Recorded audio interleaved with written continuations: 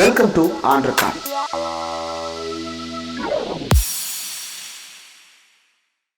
இப்போ நீங்க எந்த ஏரியால இருக்கீங்க? உங்க ஏரியால இப்ப மழை எந்த அளவுக்கு பெஞ்சிட்டு இருக்குது? தண்ணி எந்த அளவுக்கு தேங்கி இருக்குது? உங்க ஏரியா நிலவரம் என்னன்றத கொஞ்சம் சொல்ல முடியுமா? சரிங்க தோழர். நாங்க இப்போ நம்ம தாழ்த்து பக்கம் தச்சநல்லூர்னு பகுதியில, தாராபுரம்ன்ற பகுதியில இருக்கிறோம். இது வார்டு நம்பர் 3ல வரும். ஆக்சுவலி முந்தா நாள் இரவுல இருந்து தொடர்ச்சியா மழை இருந்தது. கிட்டத்தட்ட ஒரு 24 மணி நேரத்துக்கு மேலாம தொடர்ச்சியான மழை தான். நாங்க எதிர்பார்க்காத அளவு எங்க இதுல வாழ்க்கையில இந்த மாதிரி ஒரு மழைகளை பார்த்ததே கிடையாது. மழை வெள்ளம் வரும் போகும், இருந்தாலும் இப்படி ஒரு வெள்ளங்களை இது வரைக்கும் நம்ம பார்த்தது கிடையாது. சொல்ல போனா எல்லா குளம் எல்லாமே நிரம்பி மதகுகள்லாம் திறந்து விட்டாங்க. அதனால பேரிழப்பு எதுவும் இல்லாம, ஆனா நிரம்பி வழிஞ்சிருச்சு. ஒரு சில இடங்கள்ல உடைச்சிட்டு விட்டுருக்குறாங்க. அதனால வீடு எல்லாமே தண்ணீர் சூழ்ந்துதான் காணப்படுது. போக்குவரத்து எதுவுமே இப்போ இல்லை, தடைப்பட்டுட்டாங்க. நம்ம எப்படி இருக்கிறோம்னா, நம்ம தாமிரபரணிக்கு இந்த பக்கம் இருக்கிறதுனால நம்ம தாமிரபரணி தாண்டி போனாதான் பாளையங்கோட்டையோ இல்ல ஜங்ஷன் அந்த இடங்களுக்கு நம்மளால போக முடியும். இப்போ அங்க போக்குவரத்து எல்லாமே தாமிரபரணி ஆற்றுக்கு இந்த பக்கமே எல்லாத்தையும் நிறுத்தி வச்சுட்டாங்க. அதனால தரவழியாகவும் எந்த போக்குவரத்தும் கிடையாது. அதே மாதிரி நம்ம வீட்டு பக்கமே தான் ஒரு ரயில்வே ட்ராக், பிரிட்ஜ் வேற பழுதடைஞ்சிருக்கு. அதுல தண்ணி பிரிட்ஜில் பட்டு ஏன்னா அந்த வேகத்துல அதோட மண் சரிவு ஏற்பட்டுருது. நேற்று சாயங்காலமே ஏற்பட்டுச்சு. அதனால ரயில் போக்குவரத்தையும் நிறுத்தி வச்சுட்டாங்க. ஓகே, இது வரைக்கும் வாழ்நாள்ல இந்த மாதிரி ஒரு மழை பார்த்ததில்லை அப்படின்னு சொல்றீங்க. அப்போ மக்கள் எந்த அளவுக்கு மழையை எதிர்கொள்ள தயாரா இருந்தாங்க? இப்ப அவங்களுக்கு அடிப்படையான தேவைகள் பூர்த்தி செய்வதற்கு என்ன நடவடிக்கைகள் எடுக்கப்படுது? மக்கள் முதல்ல தயாரா இருந்தாங்களா? இப்ப மக்களுடைய ரியாக்ஷன் என்னவா இருக்கு அந்த பகுதியில? மழையை வேண்டிதான் எல்லாரும் இருந்தோம் சொல்ல போனா.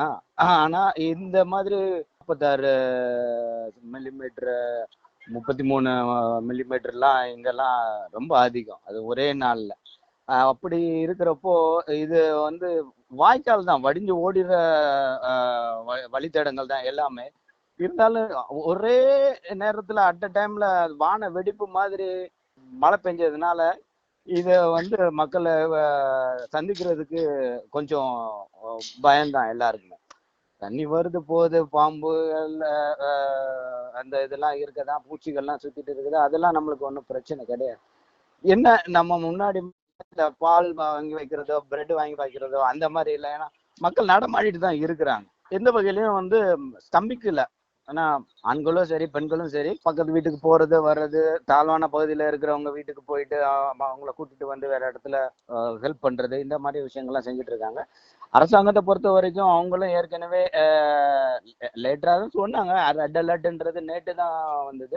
அதுக்கேற்ற மாதிரி அந்த ஷெல்டர்லாம் ப்ரொவைட் பண்ணியிருக்கிறாங்க. அந்தந்த ஏரியாவில் மேலப்பாளையம், இந்த தச்சநல்லூர், சில கல்யாண மண்டபங்கள், இந்த மாதிரி இதெல்லாம் அவங்க ரெடி பண்ணி தான் வச்சிருக்காங்க. சாப்பாடெல்லாம் கொடுத்துட்டு தான் இருக்கிறாங்க.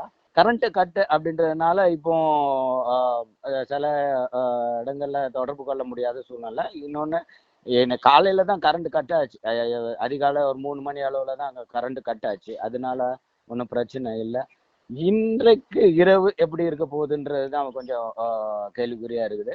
மற்றபடி அடிப்படை தேவைகள் எல்லாமே இருக்குது. பால் பாக்கெட் எல்லாம் வாங்கிடுறோம். கிடைக்கிற இருக்கிற கிராசரி எல்லாம், மளிகை சாமான்கள்லாம் தேவையான அளவுக்கு எல்லாம் வீட்டில் இருக்கிறதுனால இப்போதைக்கு அந்த எந்த ஒரு பிரச்சனையும் இல்லை. இப்ப சென்னை வெள்ளம் பாதிப்பு ஏற்பட்ட போது இங்க பால் தட்டுப்பாடு இருந்தது. முன்னெச்சரிக்கையா பால் வாங்கி வச்சிருந்தா இந்த இதை தவிர்த்திருக்கலான்ற விமர்சனங்கள் வந்தது. இப்போ அந்த பகுதிக்கு நாங்க செய்திகள்ல பார்க்கும்பொழுது ஆவின் தரப்புல இருந்து இங்கு மற்ற மாவட்டங்கள்ல இருந்தும் கூட கூடுதலாக பால் எடுத்து செல்லப்படுகிறது. திருநெல்வேலி, தூத்துக்குடி, தென்காசி உள்ளிட்ட மாவட்டங்களுக்கு பால் கொண்டு போகப்படுது. தட்டுப்பாடு இல்லாத அளவுக்கு மக்களுக்கு கொண்டு போக ஏற்பாடு செய்யப்படுதுன்னு சொல்லியிருக்கிறாங்க. அரசு என்ன மாதிரியான நிவாரண பணிகள் அந்த பகுதிகளில் மேற்கொண்டுட்டு இருக்கிறாங்க? அரசு அதிகாரிகள் வந்தாங்களா? தொடர் பால் பொறுத்த வரைக்கும் நம்மளுடைய டிஸ்ட்ரிபியூஷன் தான் இப்ப பெரிய சவாலா இருக்கும். ஏன்னா கொண்டு வந்து சேர்க்கிற இடத்துல டெப்போக்கள்ல வந்து சேர்த்துருவாங்க. இப்போ டிஸ்ட்ரிபியூஷன் தான் அந்தந்த பகுதிகளுக்கு எடுத்துட்டு போற டிஸ்ட்ரிபியூஷன் கிடைச்சிருச்சு, அந்த வழிவகை கிடைச்சிருச்சுன்னா மக்கள் போய் வாங்குறதுக்கு ரெடியா இருக்கிறாங்க. சென்னை ம், மாதிரி வெளியில வர முடியாத சூழ்நிலை கிடையாது.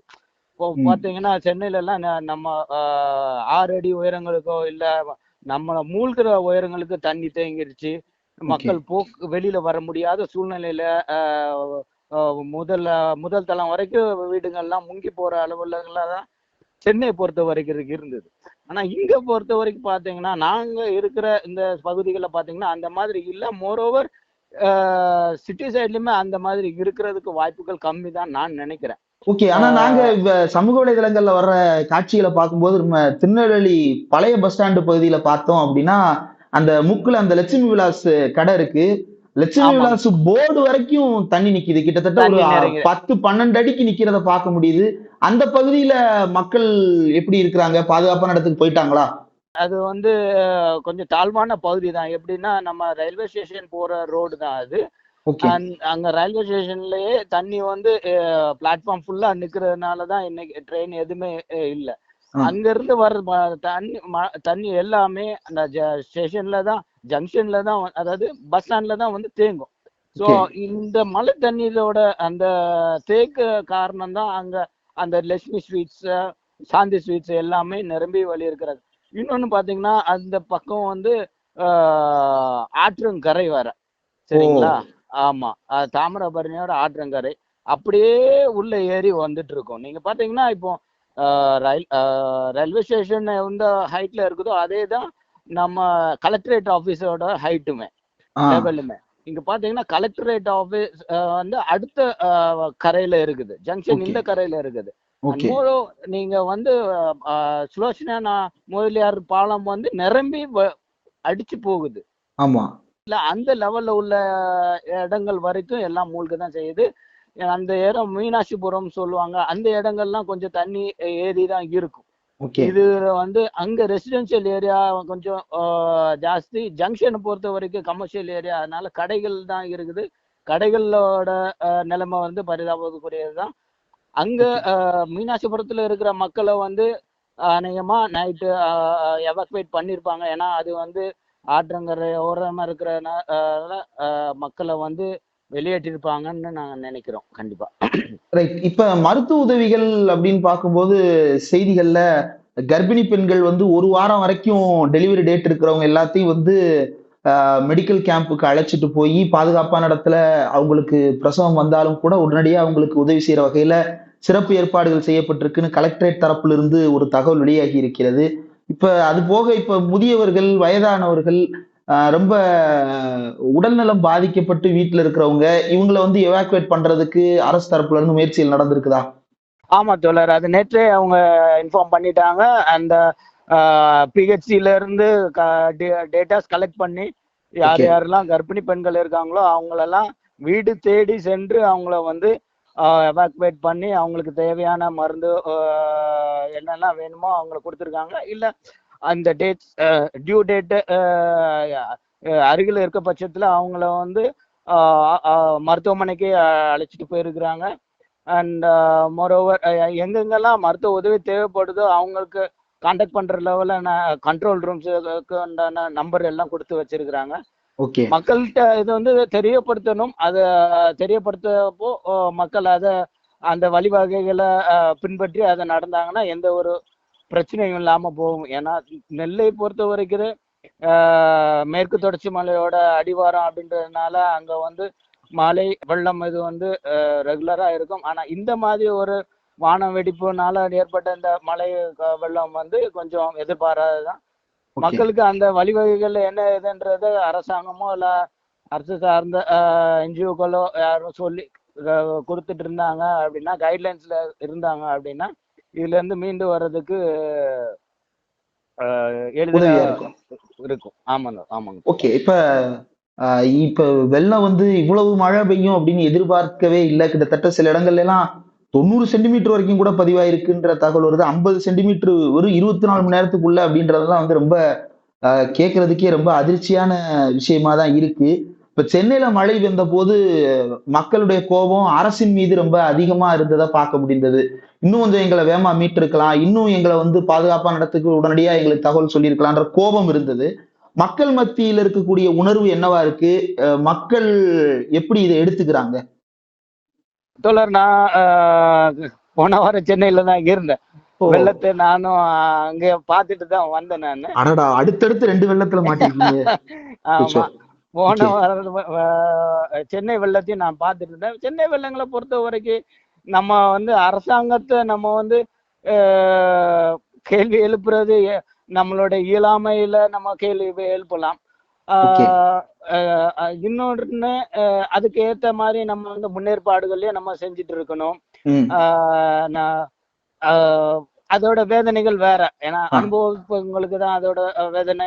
அந்த ஆற்றாமையோ அந்த கோபம் வந்து யார் ம். மேல வெளிப்படும் அப்படின்னா அரசாங்கத்து மேலதான் வெளிப்படும். அதுல வந்து ம். நம்ம வந்து அது குற்றம் சொல்லவே முடியாது. ம். இங்க பொறுத்த வரைக்கும் என்னன்னா, நான் ஏற்கனவே சொன்ன மாதிரி 150 வருஷத்துக்கு இந்த மாதிரி ஒரு மழை அப்படின்றப்போ ம். மக்கள் இத வந்து வீட்டுக்குள்ள தண்ணி வருது. அந்த தண்ணிய நம்ம வந்து எப்படி வெளியேத்தணும், அந்த தண்ணியில இருந்து நம்மளை எப்படி பாதுகாத்துக்கணும் அப்படின்றதுல வந்து மக்கள் வந்து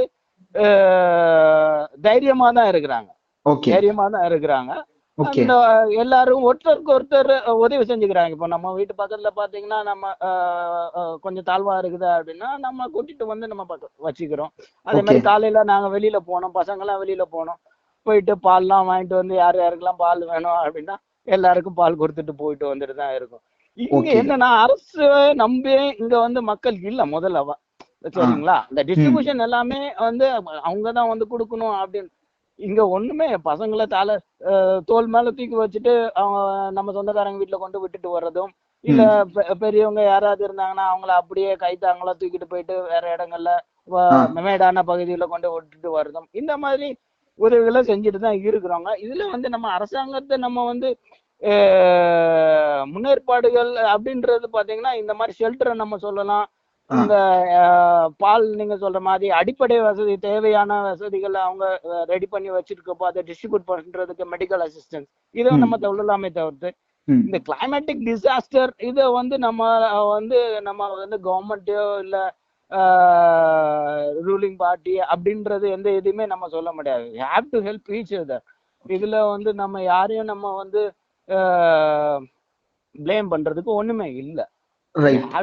ஆமா, ஃபேஸ் டுகெதர், அவ்வளவுதான். ஓகே இது தோழர். வந்து ஒரு எர்த்குவேக் வந்தா எப்படி பண்ண முடியுமோ, இல்ல ஒரு சைக்ளோன் வந்தா என்ன பண்ண முடியுமோ, டொர்னடோஸ் வந்தா என்ன பண்ணுவோமோ, ஆ. அந்த மாதிரி தான் நம்ம வந்து இதுல இருந்து மீண்டு வர முடியுமோ தவிர்த்து, ஓகே. இது வந்து மழை தண்ணி இப்படி வந்துச்சு, இத நாங்க வடிகால் வச்சு நாங்க அப்படி திருப்பி விடுவோம், ஆ. இல்ல அணையை கட்டி அங்க திருப்பி விடுவோம் அப்படின்ற பேச்சுக்கெல்லாம் இங்க இடமே இல்லை.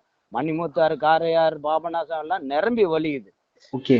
இங்க வந்து தாமிரபரணி ஆறு நிரம்பி வழியுது. ஆ. இப்போ நம்ம வந்து எந்த அணையை கட்டினாலும் இதுதான் நிலைமை. ஆ. எப்படினாலும் மழை வெள்ளம் வழிஞ்சு ஓட ஓட ஆ. அது ஓடிட்டு தான் இங்க இருக்கும். அதிகமா மழை பெய்யறப்போ அதோட வேகம் தான் அதிகமா இருக்குமே தவிர்த்து வேற ஒண்ணும் பண்ண முடியாது. ரைட். இப்ப உங்க பகுதியில இருக்கக்கூடிய புகைப்படங்கள் அல்லது ஏதாவது காணொளிகள் இருந்தா வாய்ப்பு இருந்தா எனக்கு வாட்ஸ்அப்ல அனுப்பிட முடியுமா சார்? கண்டிப்பா கண்டிப்பா தோழர், நான் ஓகே. அனுப்பிவிடுறேன் தோழர், நான் ஷேர் பண்ணி விடுறேன். ரைட் தோழர். கண்டிப்பா. பாதுகாப்பா இருங்க. எல்லாரும் முடிஞ்ச அளவுக்கு பாதுகாப்பாவே இருங்க. ஏன்னா சென்னை வெள்ளத்தையும் பார்த்துட்டு நீங்க போயிருக்கீங்க. ரொம்ப சூதானமா இருங்க. உடல் நலத்தையும் கவனமா பார்த்துங்க. அதுதான். நேரம் ஒதுக்கி எங்களுக்கு இதை பேசுனதுக்கு ரொம்ப நன்றி சார். மகிழ்ச்சி மகிழ்ச்சி. நன்றிங்க தோழர்.